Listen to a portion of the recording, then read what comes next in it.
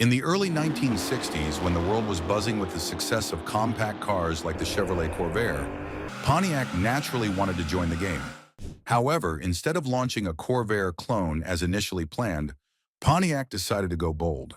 Built on General Motors' first unibody chassis, Pontiac introduced the Tempest. The Tempest was a true innovator, paving the way for what would become the muscle car era. While the Pontiac GTO grabbed the headlines and hearts, the Tempest was the unsung hero, quietly pushing the boundaries of what a compact car could be. I don't know if you remember, in the late 1950s, as Volkswagen's Beetle was cruising around like a boss, Americans began craving something more compact and efficient, but still packed with personality. The big three of the auto world responded with longer, lower, and wider designs that defined American cars. Ford introduced the Falcon, Chrysler brought some European flair with the Valiant, but General Motors rolled out its entire squad. General Motors game changers were the BOP triplets, the Buick Special, Oldsmobile F-85, and Pontiac Tempest. These triplets might have shared a 112-inch wheelbase and the same Fisher body, but the Pontiac Tempest had something up its sleeve that made it a true standout. The launch of Pontiac wasn't just a spur-of-the-moment decision. There was a lot of forward thinking behind it. Bunkie Knudsen, the Pontiac general manager, had a clear vision for the brand. He didn't want to just slap the Pontiac badge on a slightly upgraded Corvair, which they were considering naming the Polaris. Bunkie immediately recognized the problem.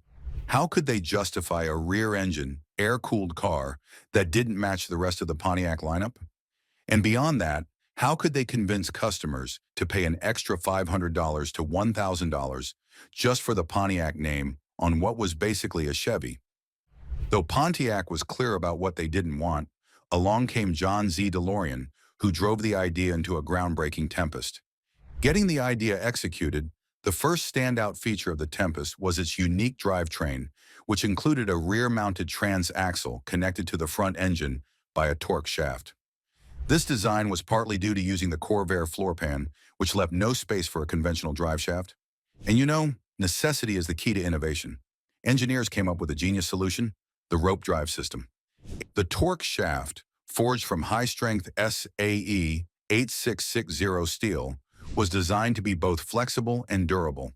In automatic models, the shaft measured 0.65 inches in diameter and 87.25 inches in length, while the manual models had a slightly thicker and shorter shaft at 0.75 inches by 82 inches. This setup connected the engine and transaxle into a single unit, which not only eliminated the need for a bulky transmission hump, but also helped reduce vibration. By placing the transaxle at the rear and the engine at the front, the Tempest achieved a nearly perfect 50-50 front-rear weight distribution. Coupled with four-wheel independent suspension, this gave the Tempest exceptional agility and handling for its time. Additionally, the absence of a drive shaft tunnel in the front passenger area and the lower tunnel in the rear made for a more spacious and comfortable cabin compared to conventional layouts. However, innovation in the Pontiac Tempest doesn't end there. John Z Delorean made waves by introducing a game-changing four-cylinder engine. While Buick and Oldsmobile Y-bodies flaunted their newly designed V6 and aluminum V8 powerhouses, DeLorean's bold choice for Pontiac was an inline-four. This wasn't just any four-cylinder, though. The secret weapon in the Tempest was its Trophy 4 engine. The Trophy 4 was essentially a high-performance V8 that had been cut down. It was a 3.2-liter inline-four, born from one bank of Pontiac's famous 389 V8. The crazy part? Pontiac chopped off half of the 389 to create this Trophy 4 engine. This marvel was the brainchild of John DeLorean, who crafted the short-stroke, 54-degree inclined engine that's as light as a feather, just 470 pounds. That's 200 pounds less than the 389 V8. Judging by its size, you might question its power, but the setup ranges from a respectable 110 horsepower to a jaw-dropping 155 horsepower. And with the optional 4-barrel carburetor and automatic transmission, you get a thrilling 215 pounds of torque. In the advanced 1962 model, Pontiac cranked things up even further with their power pack, pushing horsepower to an exhilarating 166. Believe it or not, Tempest was unique in its styling and design. With its modified Y-body, the Tempest shell features longitudinal hat section reinforcements and connects the front and rear with robust transverse torsional transfer members. The front wheel housing was welded directly into the cowl and front rails, ensuring strength and stability. To showcase Pontiac's innovative engineering, they stepped it up. The fenders, doors, hood, and deck lid were all bolted onto the underbody structure. And in terms of fashion and style, this protagonist sported a signature split grille with side-by-side dual headlights at either end. Additionally, the bar-type straight bumper added a clean, modern look. One of the most interesting highlights of the Tempest design was the minimal use of chrome. Other than the window frames, the body sides of the Tempest were virtually chrome-free.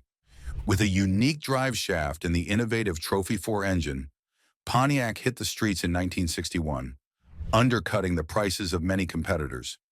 Pontiac was boldly displayed at the New York Auto Show, where the exhibit itself was spotlighted by a one-of-a-kind flip-top Tempest sedan, in which the entire body of the sedan was tilted back to showcase a clear view of its groundbreaking and unconventional driveline. By the end of the year, Pontiac managed to secure the spot as the third best-selling brand in America, right behind Chevrolet and Ford, with 101,000 Tempests on the streets. The next year, with minor modifications, Pontiac introduced the Sportier Le Mans version, featuring bucket seats and other upgrades. However, the 1962 Tempest retained much of its drivetrain from the previous year, but there were a few engineering tweaks. The suspension saw improvements with modified bushings, and horsepower increased across the board. Some engines were upgraded with a new cam and lifter set, while others received a redesigned intake manifold for improved performance. The four-cylinder engine was available in 5 versions, delivering 110, 115, 120, 140, and 166 horsepower. The Buick aluminum V8 was also retained, but with a power boost it now produced 185 horsepower. These enhancements helped the Tempest sell even better in 1962, reaching 110,000 units sold. By the next year, in 1963, engineers replaced the problematic swing axle design with a more reliable setup that included double-jointed shafts, semi-trailing arms, and universal joints at the driveshaft's outboard end. In this continued series, the Buick aluminum V8 was discontinued, making way for a new 326 cubic inch engine based on the 389 V8, delivering an impressive 260 horsepower. To handle the power of the new V8, the driveline was reinforced with a beefier drive shaft and a heavy-duty differential with a larger case and cover, adding stiffness to the rear. These upgrades were applied to both the V8 and 4-cylinder models. Additionally, 2 new transmissions were introduced, one for the 4-cylinder and one for the V8, both featuring a park position, which had been omitted in the 1961 and 1962 models for cost reasons. These new transmissions operated more smoothly than previous versions. As Pontiac unleashed groundbreaking innovations and packed their beasts with striking features, they proudly introduced the Tempest Super Duty. Little did they know, however, that General Motors was going to be sidelined from the racing scene. These Super Duties were designed specifically for NHRA factory experiment class. Those were packed with a 421 cubic inch Super Duty V8 engine, which was capable of producing 400 horsepower. Stunt drivers like Wild Bill Shrewsbury made these cars famous by clocking low 12-second quarter-mile times, cementing the Tempest's place in racing history. Although the Super Duty had success, General Motors' racing ban put a full stop to the 1963 model. So by wrapping up one of the most exclusive and innovative car eras, Pontiac manufactured around 370,000 Tempests from 1961 to 1963. However, finding one in excellent condition today is quite challenging.